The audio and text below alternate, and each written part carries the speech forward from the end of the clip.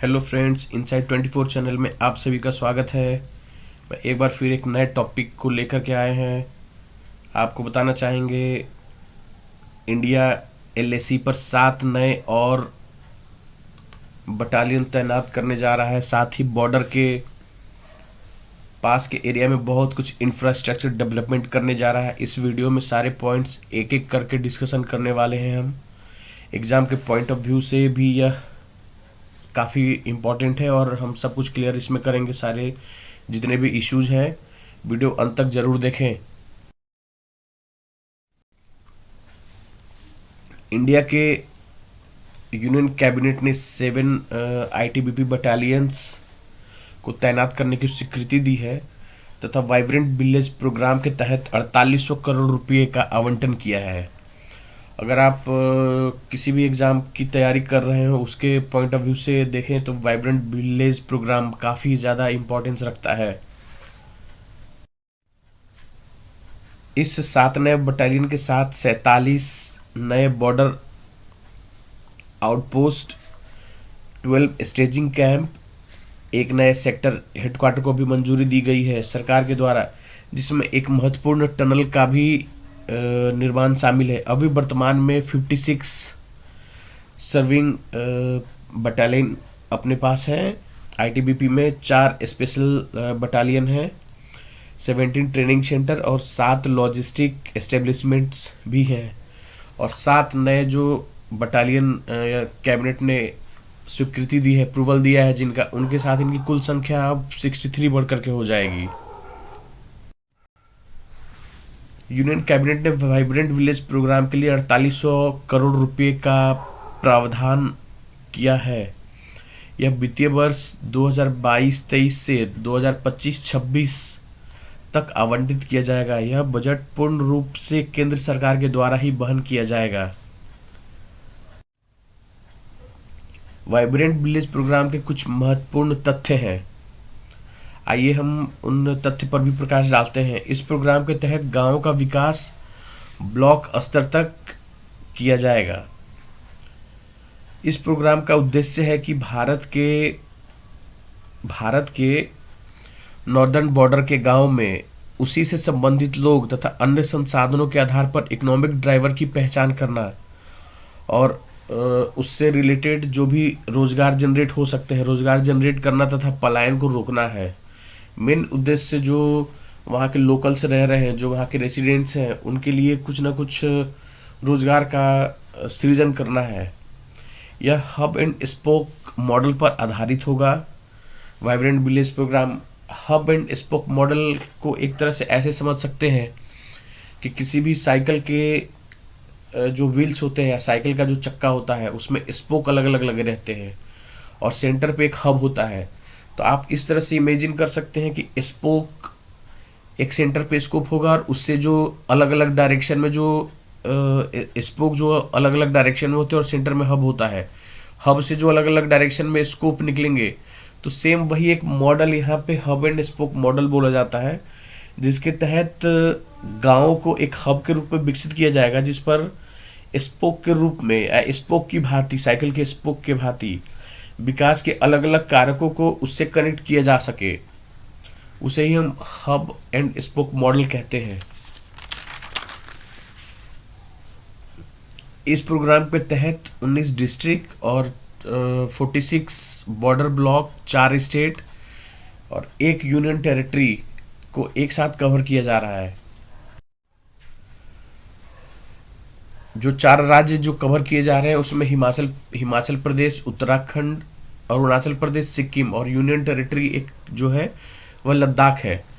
इसमें कुल 2963 विलेज को कवर किया जाना है इस पूरे विलेज वाइब्रेंट प्रोग्राम में, जिसमें फर्स्ट फेज में 663 विलेज को इंक्लूड किया गया है फर्स्ट फेज में। और वाइब्रेंट विलेज प्रोग्राम का जो एक्शन प्लान है वो डिस्ट्रिक्ट एडमिनिस्ट्रेशन है, वह ग्राम पंचायत के मदद से मिलकर बनाएगा और फिर उसे आगे इम्प्लीमेंट किया जाएगा। इस वाइब्रेंट विलेज प्रोग्राम के अलावा कैबिनेट ने एक इम्पोर्टेंट टनल के फॉर्मेशन, टनल को बनाने का भी एक स्वीकृति दिया है, जिसे सिनकुला टनल कहा जा रहा है, सिनकुला टनल कहा जाता है। यह सिनकुला टनल, इसकी लंबाई 4.1 किलोमीटर है और यह मनाली, दारचा, पद्दुम, नीमू को लद्दाख से जोड़ेगी। यह ऑल वेदर कनेक्टिविटी बनाएगी और इसे दिसंबर 2025 तक बना करके कंप्लीट किया जाएगा।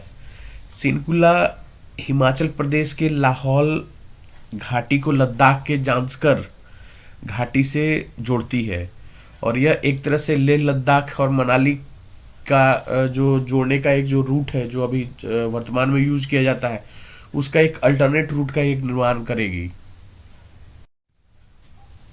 अगर इस मैप के माध्यम से देखेंगे तो ये जिस्पा एक एरिया दिख रहा है, यहीं के आसपास आपका दारचा होता है। दारचा एक जगह है। इस दारचा से अभी अगर लेह की सफ़र लेह के लिए जाना है तो आपको यह रूट जो येलो कलर से दिख रहा है, ये रूट फॉलो करते हुए अभी आपको जाना होता है। जबकि ये सामरिक पॉइंट ऑफ व्यू से या वॉर के पॉइंट ऑफ व्यू से क्या होता है, काफ़ी ज़्यादा इम्पोर्टेंट तो है ही, लेकिन जब खास करके विंटर के टाइम में काफ़ी ज़्यादा बर्फबारी हो जाती है, उस समय ये रूट काफ़ी डिस्टर्बिंग हो जाता है।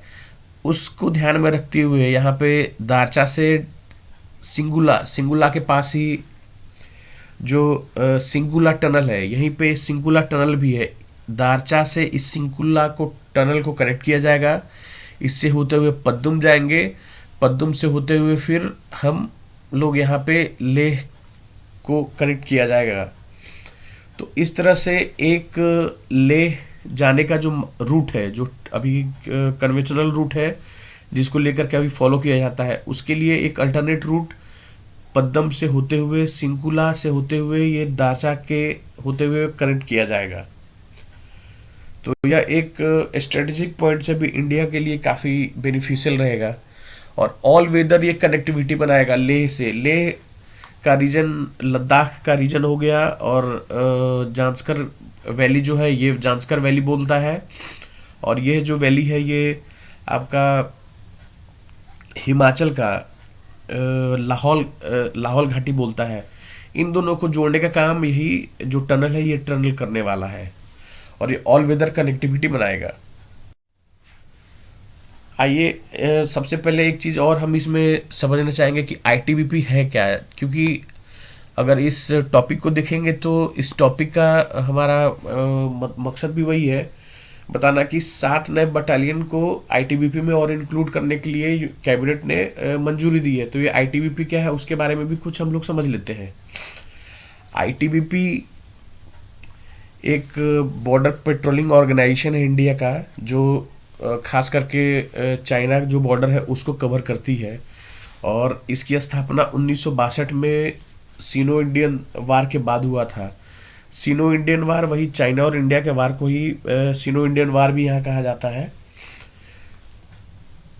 सितंबर 1996 में पार्लियामेंट ने Indo Tibet border police force act 1992 को इनेक्ट किया था और उसके तहत इसके जितने भी कॉन्स्टिट्यूशन और रेगुलेशंस हैं उसको प्रोवाइड किया गया था।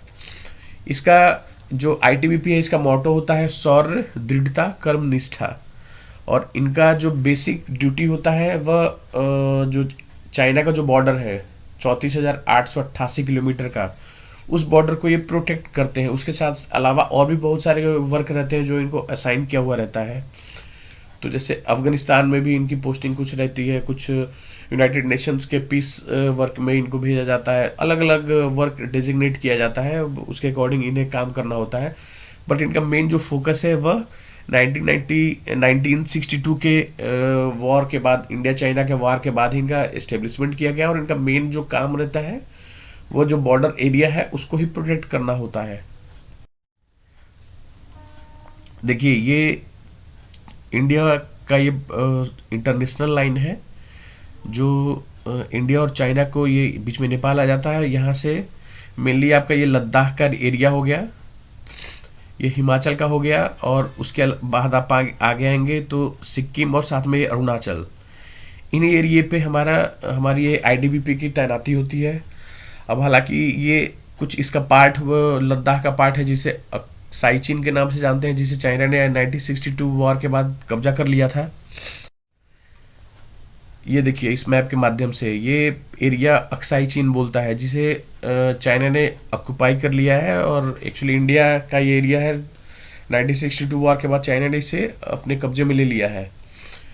तो ये line of actual control LOAC से बोलते हैं, इन सभी पे ITBP ही तैनात रहती है। और ये अरुणाचल का एरिया है। अरुणाचल के इस बड़े से एरिया पे चाइना अभी भी अपना क्लेम करता है कि ये हमारा एरिया है। तो इन सभी के देख रेख के लिए हमारी गवर्नमेंट जो है और हमारी जो कंट्री है वो यहाँ पे ITBP को तैनात करके रखी है, और ये इसका प्रोटेक्शन करते हैं। धन्यवाद। आप सभी को यह वीडियो कैसा लगा ज़रूर बताइएगा, और अगर ये वीडियो पसंद आया तो इस वीडियो को लाइक करें, चैनल को सब्सक्राइब करें। और आपको बताना चाहेंगे कि इंडिया और चाइना के बीच में जो अभी क्लैश चल रहा है, जो वार तो नहीं है लेकिन वार वाला ही सिचुएशन बना हुआ है, तो उससे रिलेटेड भी एक हमने वीडियो बनाया हुआ था कि कैसे सीटवे पोर्ट बनने से चाइना को वे ऑफ बंगाल में कैसे इंडिया ने एक बड़े लेवल पे, स्ट्रेटेजिक लेवल पे इंडिया ने चाइना के डोमिनेंस को ख़त्म किया है वे ऑफ बंगाल में। म्यांमार में सीटवे पोर्ट बना हुआ है, उसका भी वीडियो जो है डिस्क्रिप्शन में मैं लिंक कर दूंगा, उसे भी आप जाकर देखिए। उससे भी काफ़ी हद तक आपको क्लियर हो जाएगा। खास करके ये जो सिलीगुड़ी कॉरिडोर है, जिसे चिकन नेक बोलते हैं, इसका इम्पोर्टेंस क्या था और किस कारण से इसे इंडिया को प्रोटेक्ट करना वार के टाइम में काफ़ी ज़्यादा मुश्किल हो सकता था, और सीटवे पोर्ट बनने से कैसे इस पे इंडिया की डिपेंडेंसी काफ़ी हद तक कम हो गई है, और साथ में पूरे नॉर्थ ईस्ट को इंडिया की कनेक्टिविटी सीटवे पोर्ट जो म्यांमार में बना हुआ है उस पे उसके कारण पूरे नॉर्थ ईस्ट को इंडिया बचाने में अब कामयाब हो जाएगा। खास करके अगर वार लाइक सिचुएशन हुआ चिकन नेक या सिलीगुड़ी कॉरिडोर में कुछ वैसा, अगर एनिमी कंट्री के द्वारा कुछ वैसा अगर एक्शन लिया जाता है, तो उसके पॉइंट से भी हमने काफ़ी अच्छे से उसको एक्सप्लेन किया है। अगर आप चाहते हैं तो उसे जा करके ज़रूर देखें। वीडियो अच्छा लगा तो इस वीडियो को लाइक करें, चैनल को सब्सक्राइब करें। धन्यवाद।